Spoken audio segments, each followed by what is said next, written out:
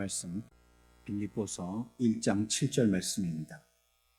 내가 너희 무리를 위하여 이와 같이 생각하는 것이 마땅하니 이는 너희가 내 마음에 있음이며 나의 매임과 복음을 변명함과 확정함에 너희가 다 나와 함께 은혜에 참여한 자가 되리라. 아멘.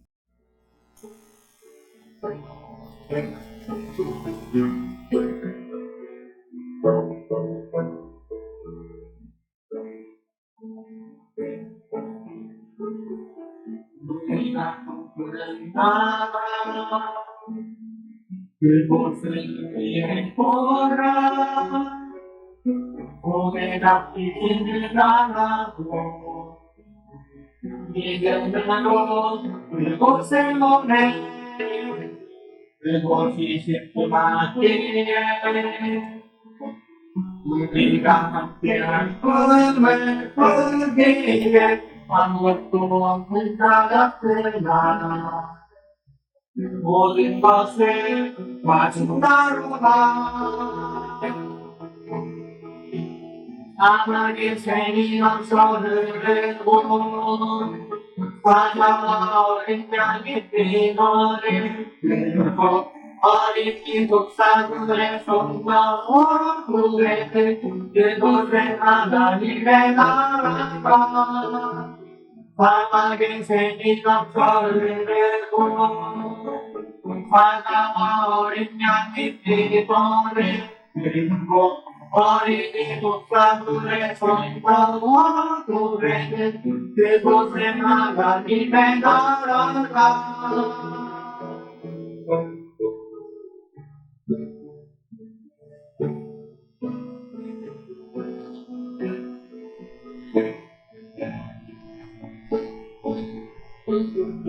우리가 꿈꾸는 나라 이곳은 우리의 보라 오래 잡히지는 않아도 믿음으로 그곳에 보내 그곳이 싶구나기에 우리가 함께한 꿈을 꾸기에 아무것도 없는 자 같으나 모든 것을 가진 자로다 사막의 샘이 넘쳐 흐르고 바다와 어린 양이 뛰노래 그리고 어린이 독사들의 손과 고개 그곳에 하나님의 나라가 사막의 샘이 넘쳐 흐르고 바다와 어린 양이 뛰노래 그리고 어린이 독사들의 손과 고개 그곳에 하나님의 나라가 나는 복기오리라 나는 복기오리라 나는 복기오리라 나는 복기오리라 나는 복기오리라 나는 복기오리라 나는 복기오리라 나는 복기오리라 사막의 샘이 넘쳐 흐르고 바다와 어린 양이 뛰노래 그리고 어린이 독사들의 손과 고개 그곳에 하나님의 나라가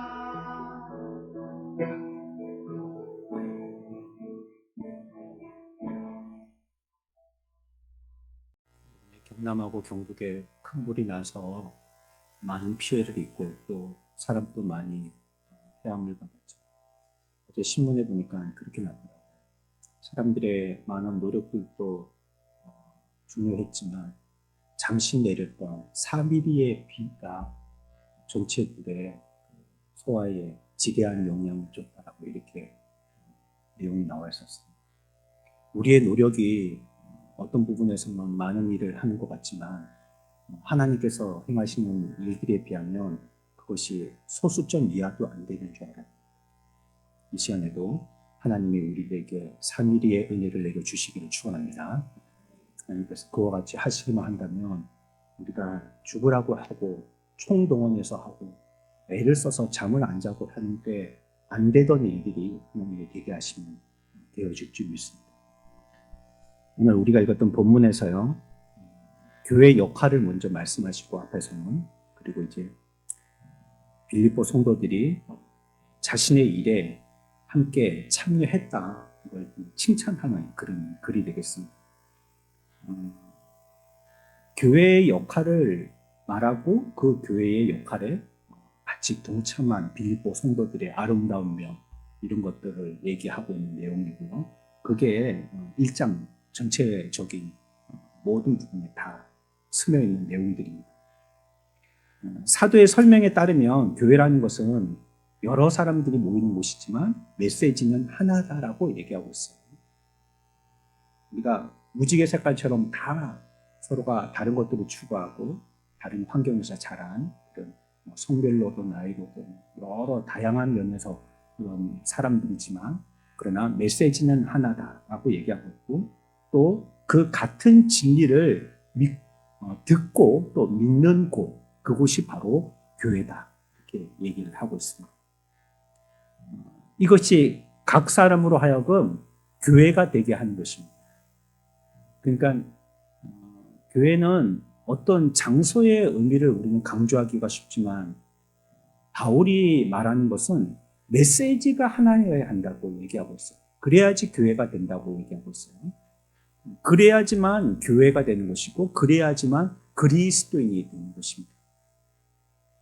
교회는 함께 붙잡고 있는 이 사실을 우리가 스스로 그리고 함께 머리를 맞대고 확인해 가면서 하나님께 대하여서 우리가 붙든 이 사실에 대하여서 감사의 찬양과 예배를 하는 것, 그 일을 위해서 모인 곳, 그 모임의 공동체, 이걸 교회라고 얘기하는 것입니다. 그리고 그 교회라는 것은 세상 한복판에 있음을 우리는 기억해야 될 것입니다. 세상 한복판에 있다는 것은 우리가 있는 우리의 상황이 우리 주변에서 우리를 지지하지 않는다는 걸 얘기합니다. 교회의 존재와 또 교회의 역할에 대해서 많은 위협의 환경 가운데 있는 게 우리 신앙의 공동체입니다. 신약의 초대교회 그리스도인들은 조용히 모여가지고 자기들끼리 믿음의 진리를 편하게 나눌 수가 없는 환경이었습니다. 자신들이 믿고 전하는 것들 때문에 늘 공격받았던 것이 바로 신약의 초대교회의 모습입니다. 우리가 앞에서 살펴본 대로 유대주의자들은 복음과 함께 거짓 복음을, 이 할례의 정당성을 설명하였고요. 또 당시에 로마 제국에 여러 사행성, 신비 종교들이 있었었는데 이런 것들도 교회에 계속 침투하려고 했었습니다. 이런 것들 때문에 기독교 신앙은요, 항상 평화의 시대는 없다 해도 과언이 아니었고 늘 이 주변의 환경과 상황과 형편, 그리고 특별하게 그런 거짓된 사상들과 싸워야 했던 것입니다. 기독교의 토대 자체를 의심하게 하거나 아니면 다른 요소들을 계속 덧붙여서요, 기독교가 아니게 되도록 만들려고 했던 것이죠. 그러니까 교회가 교회되도록 바르게 쓰는 데는요, 뒤에 가서 또 한번 말씀을 드리겠지만 우리의 밖의 환경과 또 우리의 안의 환경이 끊임없이 우리들을 공격하고 있다는 것을 기억해야 될 것입니다. 이처럼 교회는 여러 가지 잘못된 견해하고 이론들의 공격을 받았습니다. 또 교회 안에 있는 많은 이들이 이 일로 인해 갖고 많은 손해를 보았습니다. 손해를 보았다는 말은 그러한 사상을 받아들였다는 것입니다. 잘못된 이런 비교리적인 것, 그리고 불신앙적인 것, 이런 것들을 우리도 더 하면 좋을 줄 알고 자꾸 받아들였다는 것입니다.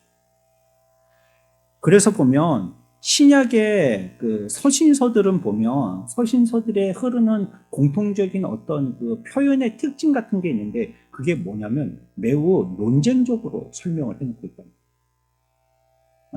논리적으로 설명을 하지만 또한 이것을 설명할 때 굉장히 전투적으로 설명한다. 여러분들 시간 있으면 존 칼빈의 기독교 강요라는 책을 한번 읽어보십시오. 이게 여러 출판사에서 나오니까 괜찮습니다. 어떤 책을 어느 출판사 책을 보시든지 괜찮은데 그 책들을 보면요, 이 칼빈이 굉장히 전투적으로 씁니다. 이건 뭐 쉬운 말이 아닙니다. 글을 읽다가 손이 베일 것 같은, 우리 마음에 칼이 찔릴 것 같은 이런 표현들을 서슴없이 합니다. 왜냐하면 종교개혁 당시에 많은 교리에 대한 공격들이 있었기 때문에. 그것과 마찬가지로 사도들 시대 때에도 계속 이와 같은 거짓된 사상과 교훈들이 침투해 왔기 때문에 이것들을 논리적으로 설명하고 설명하는 데는 매우 방어적이면서도 공격적으로 할 수밖에 없었던 것입니다. 주장과 논박을 통하여서요, 성도들을 끊임없이 잘못된 교리에서 보호해야 됐거든요.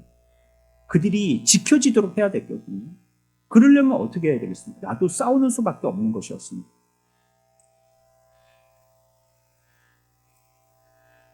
하지만 복음이 오염되고 더러워지게 되어지면서 그리스도의 복음이라 할 수 없는 지경이 되었다라고 사도는 얘기합니다. 이 말이 우리가 귀담아 들어야 하는 것은 현대도 마찬가지라고 생각되기 때문에. 그래서 사도는요, 그리스도에는 두 가지 주요 목적을 위해서 부름받았다라고 얘기하고 있어요. 우리가 부름받은 목적이 이건 잊지 말고 이 시대에 거짓 사상에 피동받거나 오염되어서는 안 된다라고 얘기하는 것입니다. 그것이 오늘 우리가 읽었던 본문의 1장 7절의 말씀입니다. 특히 7절 중반절에 보면 이렇게 얘기합니다. 복음을 변명함과 확정함에 너희가 다 나와 함께 은혜에 참여한 자가 됨이라 라고 얘기하고 있습니다. 우리들은 복음의 이 두 목적, 무엇을 해야 되냐면 뭘 해야 된다고요? 변명하고 또 어떻게 해야 된다고요? 확정하는데 은혜 받은 자들로서 이 사명을 감당해야 된다는 것입니다. 변명하고 확정하는 것입니다. 이게 그리스도인들이 해야 될 일들이고 그리스도인들이 해야 될 이 일을 하는 사람들이 모여 있는 곳이 교회다라고 얘기하는 것입니다. 원수는 밖에만 있는 것이 아니고 안에도 있는 것이거든요. 우리가 쉽게 접하게 되어지는 문학이라든지 과학이라든지 심리학이라든지 이단 신학이라든지 이런 것들이 끊임없이 교회를 공격합니다.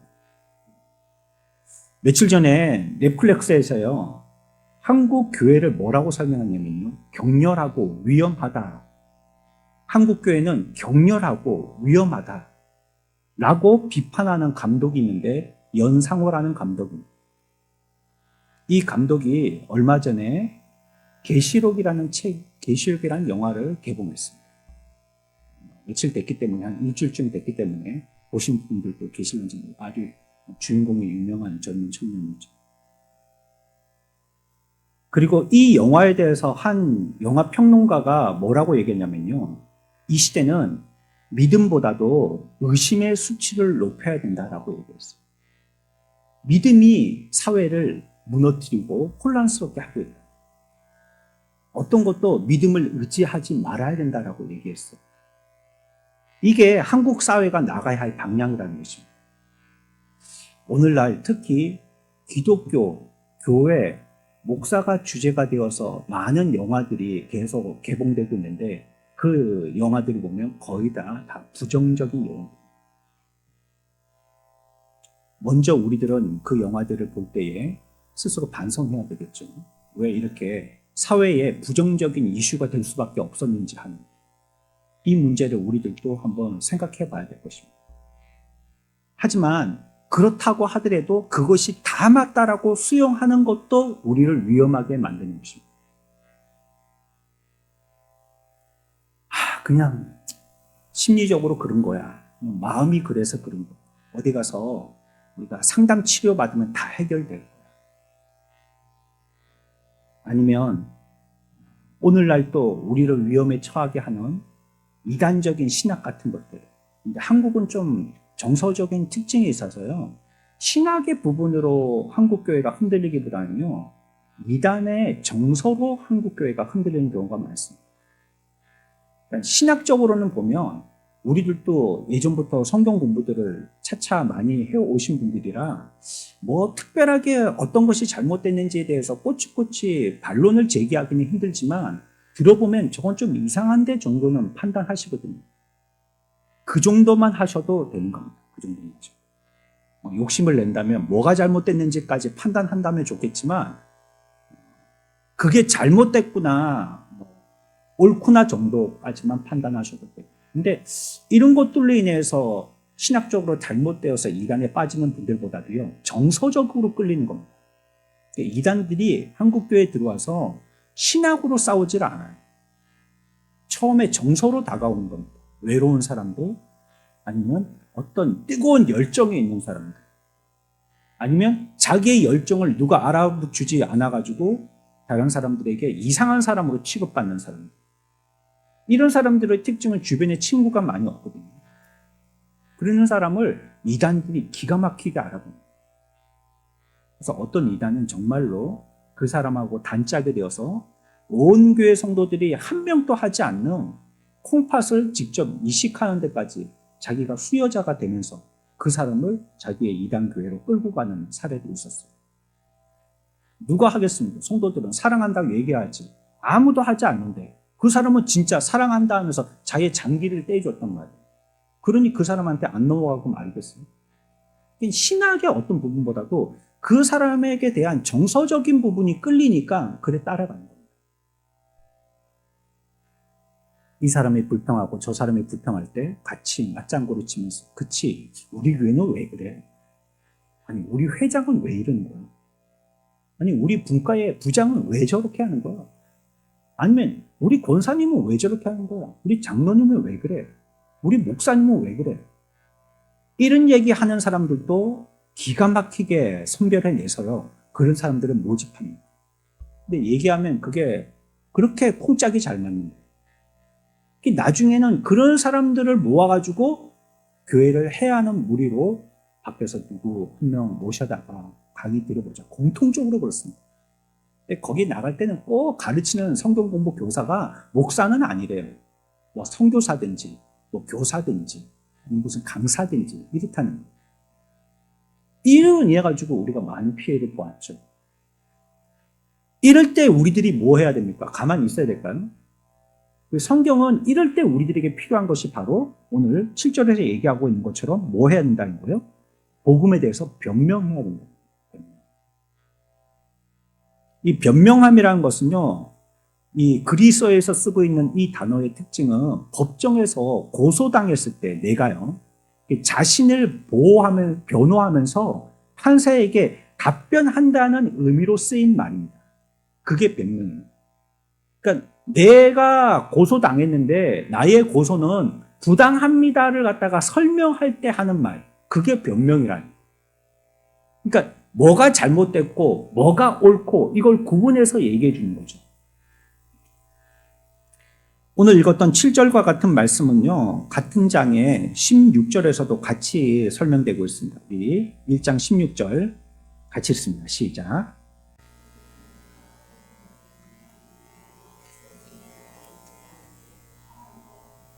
아멘. 여기는 앞에서는 변명함이라고 얘기했고요. 여기서는 16절에서는 뭐라고 설명하고 있어요? 변증하기 위해서. 그래서 기독교 정식 신학 과목 가운데 변증하기 있습니다. 설명하는 겁니다. 변증해낸다는 것. 설명을 해낸다는 것입니다. 그러니까 바울이 해야 할 일은 무엇이냐면 변명하는 것이다. 내가 할 일은 변명하는 것이고 변증하는 것이다. 이렇게 2절에서 한 장에서 분명하게 설명하고 있죠. 복음의 다방면에서 이와 같이 공격을 받고 있는 이때에 우리들은 능히 그 공격에 대해서 대처할 수 있는 그런 자리에 서 있어야 된다는 겁니다.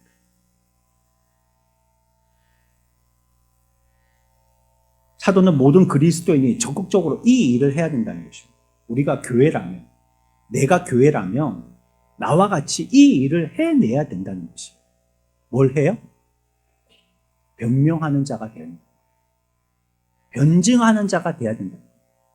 그게 모든 교회의 우리의 사명이라고 얘기하고 있어요. 우리 편에서 스스로 이 사실들을 잘 연구하고 잘 익혀야 한다는 거예요.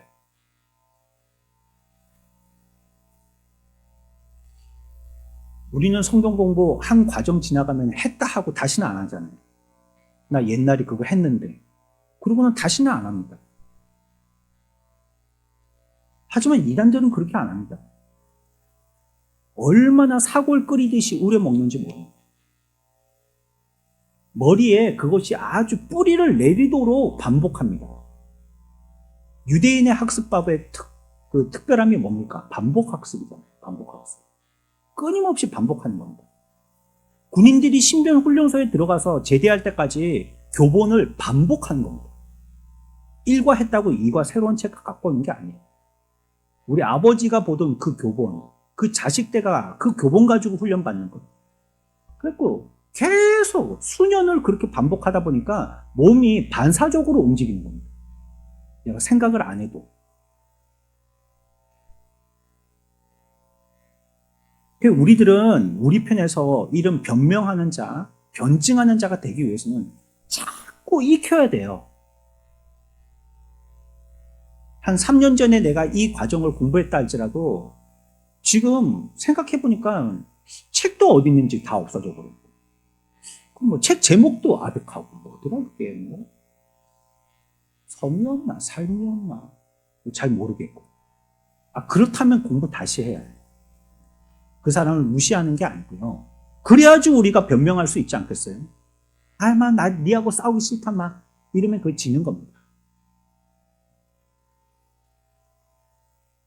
물론 그렇다고 우리가 어디 이단 교회 앞에 가가지고 1대1로 붙어봐라는 말이 아닙니다.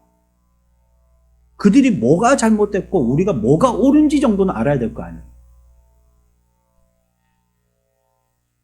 우리가 믿는 종교가 뭔지는 알아야 될 거 아니에요. 어떤 부분에서 옳다는 건 알아야 될 거 아니에요. 어떻게 구원받는지는 알아야 될 거 아니에요. 제 자신에 대해서 자기가 믿고 있는 신앙과 그 교리를 갖다가 설명하지를 못한다면 우리는 뭘 믿고 있다는 거예요, 그러면? 과연. 뭘 믿는 겁니까? 내가 입으로 설명할 줄 모르는데 뭘 믿고 있는 겁니까? 그 허상입니다, 허상. 내가 믿고 있는 줄 착각하고 있는 겁니다. 그러니 이걸 우리보다 똑똑한 교수님들이 지은 그런 책이나 목사님들이 깨달은 책 이런 거 가지고 반복해서 자꾸 공부해야 되는, 선생님이 가르쳐주면 잘 받아듣고 자꾸 공부해야 되는 겁니다. 이게 우리의 해야 될 일이라는 거예요. 우리가 할 일. 교회가요, 시종일관 노래나 부르는 데가 아닙니다. 교회가 같은 뜻 맞는 사람들끼리 커피를 가운데 놔두고 얘기하는 데가 아닙니다. 그냥 좋은 시간이나 보내면서 다채로운 여러 가지의 것들을 가지고 다양한 문화를 갖다가 습득하는 것도 아닙니다. 세상에서 못하는 사교적인 모임을 하는 것도 아니에요. 그리스도는요, 복음을 변명하기 위해서 부름받은 자입니다. 저와 여러분들은 이걸 변명하기 위해서 부름받은 자예요. 바울의 고백이에요. 내가 그러니 여러분들도 그래야 된다. 또 뭐라고 했죠? 변명한가? 확정해야 된다. 확정한다는 건요, 아까 변명함이 진리를 적극적으로 설명하고 해설하고 밝혀야 되는, 그러니까 그 변명한 것을 우리의 삶을 통해서 삶의 증거로 제시하는 것, 이걸 확정이라고 얘기합니다. 내가 알고 있는 거 이제 배웠어요. 변명하기 위해서 열심히 잘 배우고 깨달았어요. 그러면 이걸 어떻게 해야 되냐면 이제는 밝혀내야 되는 거죠. 설명해내야 되는 겁니다. 그런데 그것이 그저 언어로만 설명할 것이 아니라 삶을 통하여서도 설명하는 겁니다. 우리가 이전에 배웠잖아요. 생명의 말씀을 우리는 어떤 사명이 있다고요? 생명의 말씀을 밝히는 자의 사명이 있다. 밝히는 자. 생명의 말씀을 밝히는 사명이 우리들에게 있다는 거예요. 그 밝힌다는 게 뭡니까? 횃불을 들고 흔드는 것과 같은 겁니다. 여기에 길이 있다고. 여기에 내가 있을 때가 이쪽으로 오라고. 이렇게 횃불을 들고 사람들에게 이렇게 흔들어서 내 있는 장소를 알려주는 겁니다. 이게 생명의 말씀을 밝히는 거죠. 우리가 알고 있는 것, 우리가 변명해서 깨닫게 되어진 것, 그것이 있다면 우리가 언어를 통해서든지 글을 통해서든지 우리의 삶을 통해서 표현해야죠. 그러기 위해서 우리가 부름받은 것입니다. 복음이 무엇이고 내가 변명할 내용이 무엇이고 현재 내가 공격에 대해서 무엇을 공격받고 있는지 이런 것들에 대해서 우리들은 할 말을 준비해 놓고 있어야 되고 또 여기에 대해서 우리의 삶을 통해서 표현해서 방어할 수 있어야 된다. 괜히 문제 삼지 말고 누구나 자기 의견을 낼 수 있는 게 아니냐. 다들은 자기가 할 만한 말할 만한 권리가 있는 것이고 괜히 흥분하고 싸우지 말고 그냥 자기들 그냥 알아서 하라라고. 여러분 그러면 안 됩니다. 그러면 안 돼요. 옳으면 옳은 걸 얘기해야 돼요. 그래야지 그런 사람이 그런 걸 얘기할 때 잘못됐다는 걸 많은 사람이 알 것 아니겠어요? 그러니까 앞에 시위하러 나가는 사람들도 내가 가만히 있으니까 다 아닌 줄 아는가 보네. 나라도 나가서 해야 되겠다. 그러고 나가는 거잖아요. 자기 하나라도. 한 사람이 시위하는 거는 법적으로 보장되어 있으니까 신고 없이 가서 할 수 있는 거예요. 혼자 가서 하는 거는. 여러 사람이 모여서 집단으로 하는 거는 미리 사전에 신고를 하고 허락을 받아야 되지만 혼자는 얼마든지 한 1인 시위, 피켓을 들든지 다른 사람한테 유해하게만 안 하면 법원 앞에 가든지 경찰서 앞에 가든지 학교 앞에 가든지 어디서든지 할 수 있는 거거든요. 내가 그냥 아무 말도 안 하고 가만히 있었더니 나를 바보 멍치로 안 해요. 나는 그 뜻에 동의하지 않습니다. 나는 그 말에 같이 선동되기를 원하지 않습니다. 나는 이런 뜻을 갖고 있습니다. 그리고 나 혼자라도 하는 거 아니에요. 그럴 때 지나가는 사람들이라도 어떤 사람은 그걸 조롱하는 사람들도 있지만 자세히 읽어보는 사람들도 있답니다. 그럴 수도 있겠네. 그게 오판됐구만. 그걸 실수했네, 그 사람들이. 이 병원이 그거 잘못했네. 이렇게 서로 다른 생각을 가지고 또 잘못된 데에 대해서 바르게 꼬집을 수가 있는 거예요. 우리는 누구도 논쟁 자체를 즐기거나 옹졸하고 편협한 태도를 가져서는 안 되죠. 우리는 이 세상에 어디에서는 그렇게 가르치는 데가 있더라고. 우리는 싸움꾼이라고, 파이터들이다. 우리는 계속 싸워야 된다. 끊임없이 싸워야 된다. 어떤 성교단체에서는 그렇게 얘기하는데 성경이 얘기하는 건 그건 아닙니다. 늘 싸우라고 보면 우리는 그런 파이터들은 아닙니다. 하지만 틀린 것을 대수롭지 않게 여겨서도 안 되는 겁니다. 꼬치꼬치 문제에 말꼬리를 잡아가면서 편협하게 하여서는 안 되지만 말이죠. 잘못된 것에 대해서도 그냥 별것 아니다라고 그냥 넘어가서는 안 된다는 겁니다. 그래서 사도가 우리에게 얘기해 주는 이러한 그리스도인으로서 바르게 가져야 할 태도인 변명하고 확정함에 대한 이 태도에 대해서 우리들에게 자세히 설명하고 있는 거예요. 변명해야 된다, 확정해야 된다 하면서 부록으로 설명하고 있는 내용이 12절부터 18절입니다. 그러면 뭘 변명하고 뭘 확정해야 되느냐, 이게 12절에서부터 18절까지 설명되고 있습니다. 우리 같이 한번 읽어봅시다. 이게 내용 자체니까요. 제가 이제 이 내용을 읽고 이 말씀을 읽고 이 내용을 짧게 설명할 거거든요. 그러니까 우리가 무엇을 변명하는가는 이걸 읽어보면 되는 거예요. 12절부터 18절까지입니다. 한 절씩 같이 읽습니다. 시작.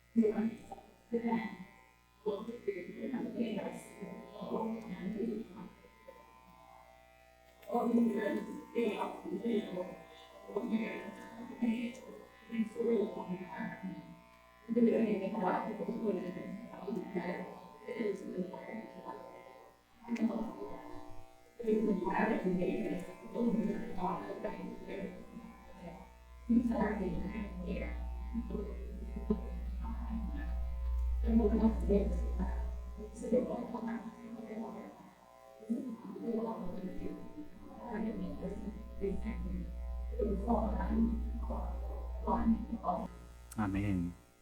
15절 보십시오. 어떤 이들은 투기와 분쟁으로, 어떤 이들은 착한 뜻으로 뭐 한다고요? 그리스도를. 그 다음에 16절 보십시오. 이들은 내가 복음을 변증하기 위하여서 세우심을 받은 줄 알고 뭐 한다고요? 그 가운데 빠진 말이 있습니다. 이게 성경이 잘못 기록됐다는 게 아니고요. 다른 성경에서 설명되어지고 있는 말들이 있어요. 그 안에 뭐가 들어가면 되냐면요. 사랑으로 그리스도를 전파하나. 이 말이 들어가야 됩니다. 그러니까 사랑으로 한다는 것은 뭘 하냐는 말이죠. 뭘 한다는 말이에요? 사랑으로 그리스도를 전파한다는 말입니다. 18절 봅니다. 그러면 무엇이냐? 거칠애로 하나, 참으로 하나, 무슨 방도로 하든지 어떻게 되는 것이요? 전파되는 것은 뭐라고요? 그러니까요, 여기서 우리가 공통점을 찾아볼 수 있습니다. 여기서 얘기하고 있는 신앙이 무엇인지 우리가 명확하게 해야 되는 것이 무엇인지에 대해서 설명할 때 그거 하나가 뭐냐면요. 복음은 그리스도를 전파할 때 이루어진다. 그러니까 우리가 해야 될 일이 그리스도를 전파하는 것이라는 거예요. 우리가 변증해야 될 게. 우리가 변명해야 될 게 그리스도를 설명하고 전파하는 것입니다. 괜히 뭐 다른 생각, 다른 말 이런 거 갖고 설명하고 뭐 그런 거 갖고 트집 잡고 싸우고 이게 아니라 우리가 교회라면 나와 사도가 나와 같이 이 일에 확정함을 짓고 나와 같은 자가 되기를 원하는데 나와 같은 자라는 것은 나는 뭘 했냐면 그리스도를 전파하는 자가 됐다는 거예요.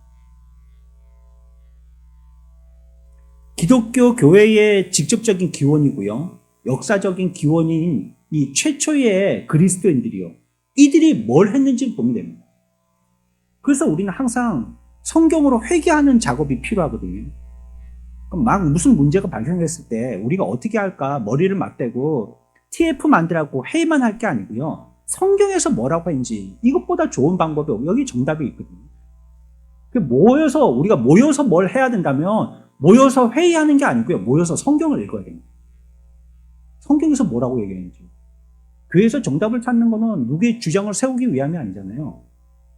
주의 몸된 교회를 세우기 위함이니까요. 그러면 성경에서 뭐라고 얘기했는지 찾아봐야죠. 사도행전 8장에 보면 에디오피아 장관에 대한 얘기가 있죠. 여러분들 잘 아실 겁니다. 시간이 없어서 그 얘기를 다 하지는 못하고.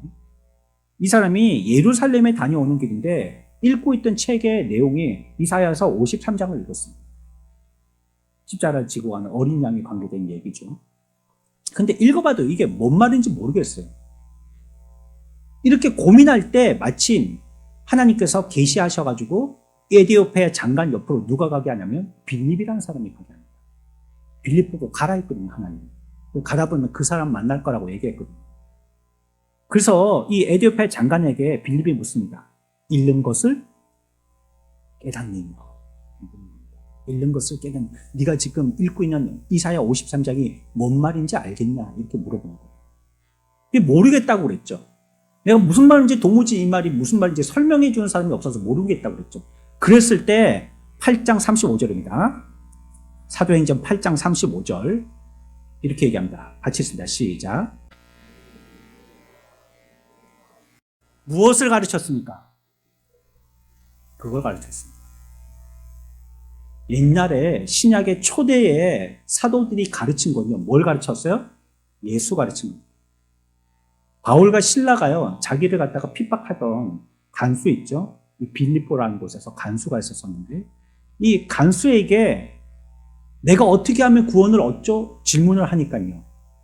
바울과 실라가 이 빌립보 간수에게 한 말이 있습니다.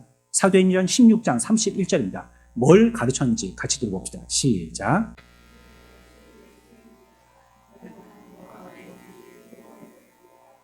아멘. 뭘 가르쳤습니까? 주 예수를 가르쳤습니다. 신약의 초대 교회 때나 2025년을 살고 있는 현대나 교회라면 교회가 해야 될 사명이 있는데 무엇을 명확하게 해야 된다고요? 예수 그리스도를 명확하게. 이걸 똑바로 배우고 똑바로 가르쳐야 됩니다. 이거는 뭐 2025년이 아니고 3025년이 가도 마찬가지입니다. 우리는 예수 그리스도를 바르게 배우고 예수 그리스도를 전파하는 자들이에요. 그게 교회라는 거예요. 사도는 그렇게 얘기하고 있습니다. 그러니까 복음을 전한다는 것은 예수 믿고 복 받으라는 말을 하는 것이 아니라는 거예요. 교회에서 병 나으라고 얘기하는 것이 아니라는 거예요. 교회 와서 여러분들이 기도하면 소원 성취한다라고 얘기하는 것이 아니라는 거예요. 명확하게 설명하면 그거 사입입니다. 왜냐하면 성경에서 얘기하고 있질 않거든요, 그걸. 교회가 그런 것들을 얘기하긴 하지만 그건 부수적인 거예요. 그걸 부정할 수는 없죠. 예수 믿으면 그럼 복을 안 받나? 아유, 그걸 부정할 수는 없죠. 복 받죠. 근데 교회가 전해야 될 주제는 아니라는 거예요. 그게. 교회는요, 예수 그리스도 전하는 것입니다. 비록 그 사람이 내일 모레 죽을 환경에 처했다 할지라도, 우리 집이 다 넘어가기 직전에 있다 할지라도, 내가 기도했던 게 이루어지지 않고 지금까지 끌고 왔다 할지라도, 교회는 뭘 얘기하냐면 예수 그리스도 얘기하는 거예요. 사도는 이 일을 했다는 거예요. 이 일. 빌립보에서도 바울이 했던 일은 이 일 한 겁니다. 주구장창 뭘 전한 겁니까? 예수가 그리스도라고 이거 전한 겁니다. 그분이 기름 부음 받은 자들이다. 오늘날 우리가 실망하고 좌절하는 이유가 뭡니까? 예수 그리스도에 주목하지 않기 때문입니다.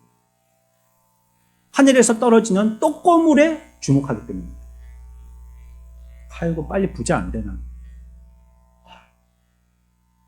저도 이번에 노예 가가지고요. 가운데 이제 점심 먹고 시간이 조금 남아서 몇몇 목사님들하고 커피 놓고 얘기를 하는데 제가 좀 부끄럽더라고요. 제가 뭘 얘기를 했는데 거기에 대해서 아주 정확하게 젊은 목사님인데 콕콕 찌르면서 얘기하시는 분이 있어 반박도 못하겠고 근데 괜히 말을 공격당하고 밥 잘 먹고 싶어가지고요. 올 때까지 찝찝했는데 그게 내가 졌구나. 내가 싸워서 이겨야 되는데 이런 찝찝함이 아니고요. 그 말이 맞네 싶어가지고 정신 차려야 될 생각이 듭니다.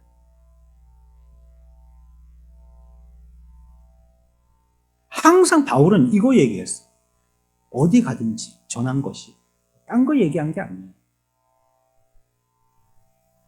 다시 말해서 교회와 복음 메시지는 명확하게 얘기돼야 된다는 것입니다.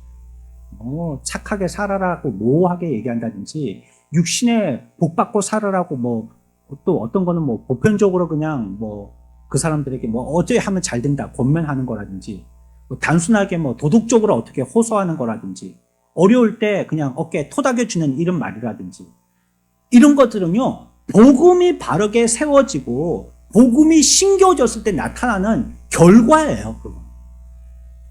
그러면 그렇게 돼요.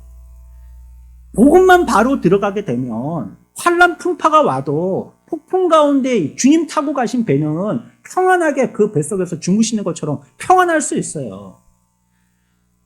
우리의 육신이 곧 죽게 되어지는 것이 큰일 났다 하는데 그거는 반가운 일이에요. 사실은 부의금이 아니고 축의금을 내야 돼요. 장례식장. 물론 예수 믿는 사람. 왜? 천국 가니까 말이에요. 물론 그 좋은 데 가니까 큰 일이긴 큰 일이죠. 근데 그게 부정적인 큰 일은 아니라는 거예요. 그래가지고 하나님께서 전화위복 시키실 줄 알아요? 여러분들이 내일을 압니까? 우리는 조금 잘하면 웃다가, 조금 잘하면 울다가, 조금 잘하면 맨날 이루고 있는데, 하나님은 그런 분이 냄비 하나님이 아니시거든요. 뚝배기에 가마솥의 하나님이시거든요. 은근하게 끓여서 진득하게 국물 내신 하나님이시거든요. 그러니까 우리가 당장 지금 빨리 안 뜨거워졌다고, 빨리 안 차가워졌다고 그럴 필요가 없을 거예요. 나중에 스스로에게 부끄러움 당합니다. 그게. 내가 괜히 그랬다 싶은.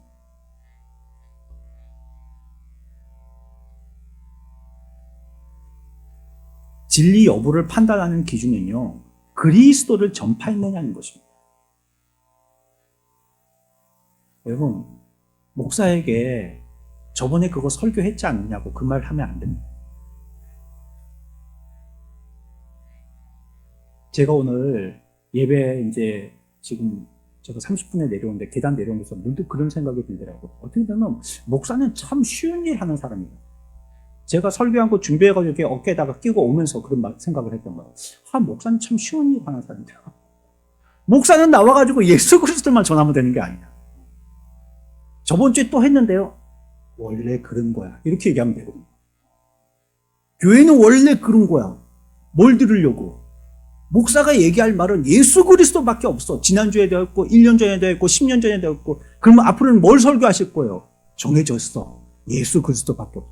너무 쉬운 거 아니에요? 설교 준비할 것도 없고 예수 그리스도만 얘기하면 되고. 와, 목사는 뭐 제일 쉬운 일을 하는 거네. 나는 착각에 빠져서 걸어 내려오겠습니다. 이거 갖고 검증해야 됩니다. 여러분들의 삶도 마찬가지입니다.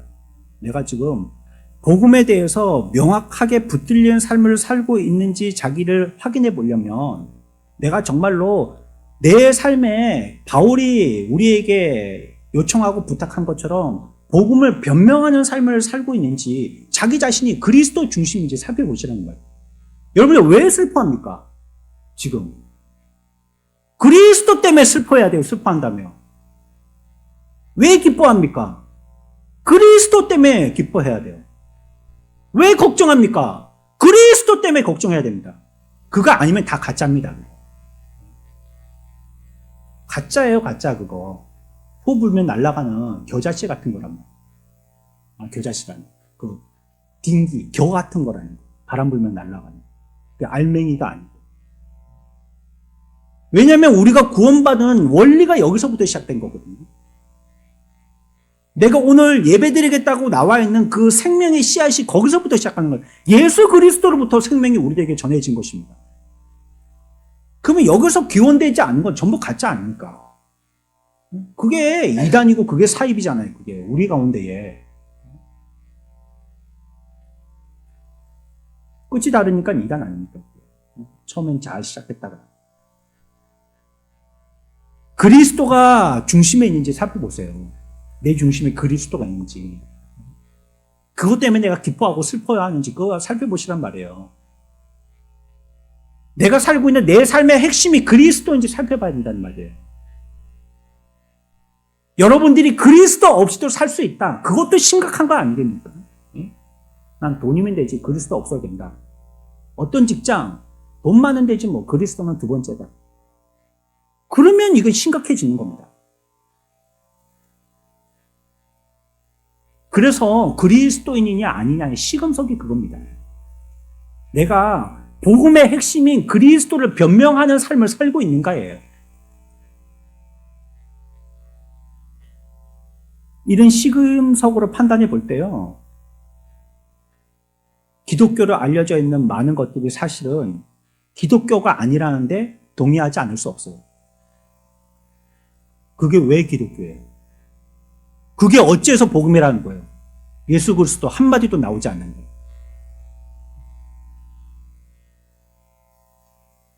교회가 그거 가지고 뭘 갖다가 성장해 보려고 하는데 그게 어찌게 그게 바른 성장이냔 말이에요. 그리스도 한마디도 하지 않는데. 자꾸 목사들 보고 사회복지하라고. 아니 그래가지고 뭐 실버타운이나 뭐 요양원이나 요양병원 이런 거 가지고 하면 그러면 정부에서 지원이 어마어마하게 나와가지고 그거 가지고 교회 지으면 된다고. 한국교회 옛날에 그런 전적이 있거든요. 성교원 해가지고. 죄송합니다. 이게 다는 아닐 겁니다. 다는 아닐 겁니다. 근데 그렇게 활용했던 적이 있단 말이에요. 아니 그러면 그렇게 해가지고 예수 그리스도를 전해야 될 거 아니에요. 네? 그 사람들에게 모이게 해서 예수 그리스도 전해야 될 거 아니에요. 그리스도를. 망해가지고 회원들 다 도망가더라도. 살릴 목적이 그게 돼야 되지 않겠어요? 뭐 인생에 산다는 게 뭐 있나? 뭐 그 뭐 유행가 노래 가르치고 뭐 춤추는 거 가르치고 뭐. 바울이 뭡니까? 내 관심은 그리스도에 있다는 겁니다. 나는 그분을 전할 거고 그분을 위하여서 복음을 변명하기 위해서 나는 세움 받았다는 거. 사도의 역할이 그거라는 겁니다. 이 시대에 사도와 같은 사명을 살고 있는 저와 여러분들의 역할도 마찬가지입니다. 우리가 이 땅에 살고 있는 목숨이 부지되어지는 그 가치의 이유가 뭡니까? 그리스도를 전하는 것입니다. 내가 자랑으로 삼고 있는 게 뭡니까? 여러분들 은행의 잔고입니까? 그거 가지고 감옥에 그 관에 못 들어가요. 관은 얼마나 좁은지 그런 거 넣지도 못합니다. 염할 때 보십시오. 머리 근처에 등에다가 전부 다 휴지 깝니다. 휴지, 화장지 눌러가지고 그거 깝니다. 돈 까고 뭐 돈방석에 누워서 관에 들어간 줄 아세요? 휴지 찌그러뜨려갖고 거기 끼건단 말이에요. 그 허무한 게 인생입니다. 그런 걸로 일희일비하지 마십시오. 바울은 얼마나 거센 표현을 하는 줄 아세요? 15절 보세요. 1장 15절입니다. 15절 같이 읽습니다. 시작.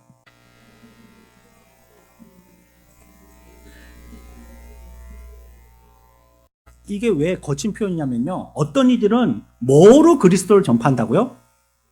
이런 걸로 여러분들 복음 전하는 사람 보셨어요? 투기와 분쟁으로 복음 전하는 사람? 네? 투기하고 분쟁하는데 싸워서 복음을 전했단 말이거든요. 바울이 옥에 갇힌 틈을 타가지고요. 바울을 싫어하고 바울을 괴롭히려고 했던 목적의 사람들이요. 그릇된 동기로 복음을 전하기 시작했던 적이 있었습니다. 그러니까 저보다 내가 더 잘한다라고 얘기하든지 저것보다도 복음에 이런 진수가 있다라고 그 비복음적인 걸 얘기하는 게 아니고 복음적인 다른 부분들을 드러내가지고 예수 그리스도를 전한다든지 그런 때가 있단 말이에요. 그러면 상대방이 감옥에 들어가 있으니까 인기가 나한테 쏟아질 거 아니에요. 바울은 뭐라고 얘기하면 그래도 좋다는 거예요. 그래도 뭐만 되면 그리스도만 전파되면 좋다는 거예요. 그게 투기와 분쟁으로라도 그리스도를 전파한다는 뜻입니다. 내용이 잘못돼서는 안 되겠죠. 그리스도를 전파하는 게 아니고 자기를 전파한다든지 그러면 안 되겠죠. 뭐 성경에서 A라고 얘기하는데 B라고 얘기하든지 그러면 안 되겠죠. 그러나 방법으로는 혹 썩 그렇게 젠틀한 방법이 아니더라도 그래갖고 그리스도 내용만 바르게 전달된다면 나 그거 오케이라는 말이에요. 나를 사뿐히 지려밟고 가라는 거예요. 복음만 바르게 전파된다면. 나 그거 뭐 별로 기분 나쁘지 않다. 나 욕해라. 나 공격해라. 난 나쁜 놈이라고 몰아세워라. 진위가 어떻게 됐든지. 그래갖고 복음만 전파된다는 말이에요. 그러면 나는 뭐 전부 다 오케이라는 거예요. 우리 어때요? 조금만 자존심 상해도요. 막 눈이 새목걸이 돼가지고요. 파이터가 돼가지고요. 다음부터 보자. 이러지 않습니까 우리가. 예? 자존심 조금만 상해도 비교해가지고 저 사람이 잘한다고 해도 조금만 해도 기분이 나쁘고 막 한번 해보자. 막 네가 잘하는 내가 잘하는 해보자.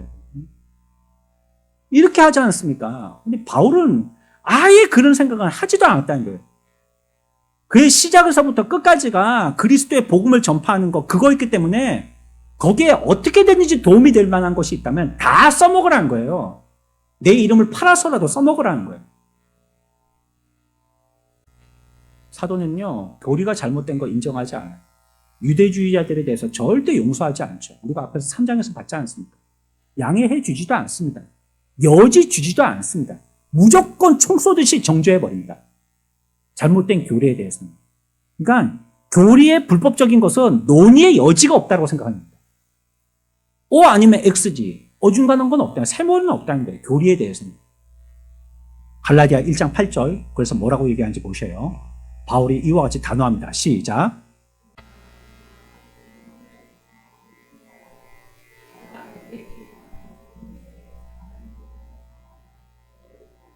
얼마나 무서운 말입니까? 하늘에서 누가 내려와요? 천사가 내려온다는데? 네, 여러분들 천사보다 세요? 네? 천사보다 세냔 말이에요. 그 천사가 내려왔는데, 아이고야, 이 천사가 바른 복음을 안 전하고 어떤 걸 전해요? 다른 복음을 전한대요, 다른 복음. 온전한 복음을 안 전하고 다른 복음을 전한대요. 그러면 어떻게 한다고요? 저주한다는 거예요. 한번 치고받고 싸워보자는 거예요. 내 목숨 닿을 때까지 천사의 날개를 꺾어버리겠다. 이러고 머리 띠밀고 달라든다는 거예요. 그러니까 단호한 겁니다. 전도서 16장 22절입니다. 시작.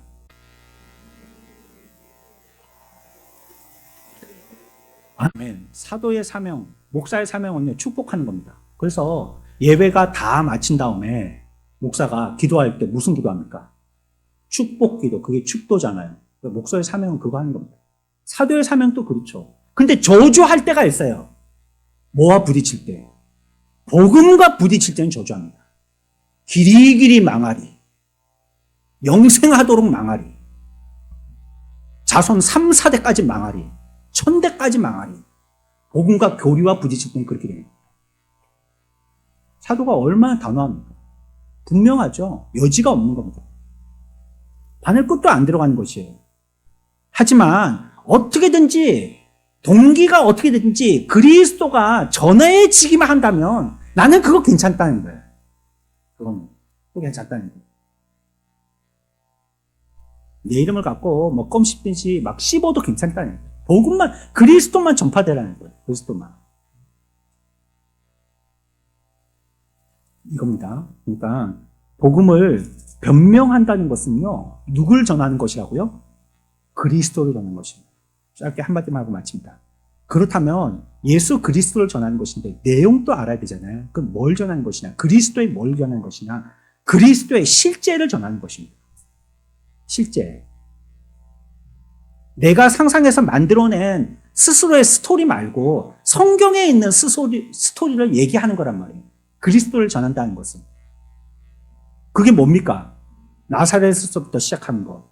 베들레헴의 출생, 동방박사, 아기로 보러 온 사람들의 이야기, 마리아 이야기, 아기가 몫으로 성장한 이야기, 요단강에서 세례받은 이야기, 또 3년 동안 메시지를 전하고 기적을 행하신 이야기.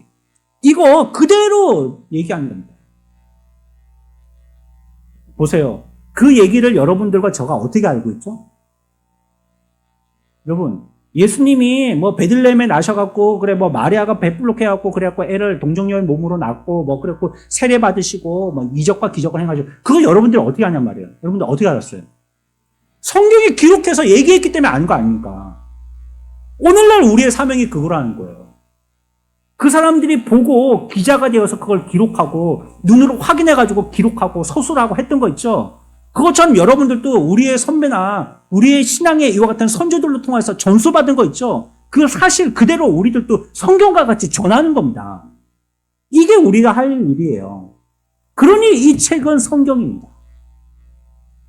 이 글은 하나님의 말씀인 거예요. 그래서 예수 그리스도에 대해서 그대로 기록하고 그대로 기록한 걸 전수하였고 전수한 걸 우리가 받았고 우리는 해야 될 게 뭐냐? 받은 걸 전하는 겁니다.